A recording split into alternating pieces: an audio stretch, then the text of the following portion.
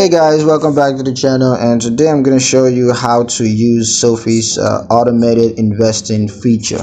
Let's get straight into it. The first step, of course, is to log into your Sofi account.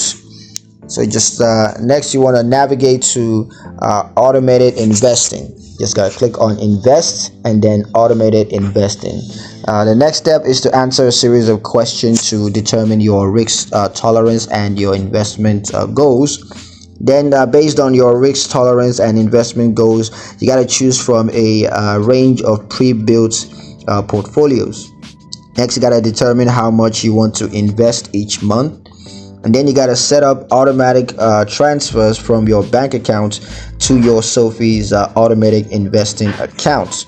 Next, you got to periodically review your portfolio to ensure that it remains aligned with your investment goals, and also rebalance your portfolio as needed to maintain your target asset allocations. And yeah, that's pretty much it on how to use Sofi's automated investing feature.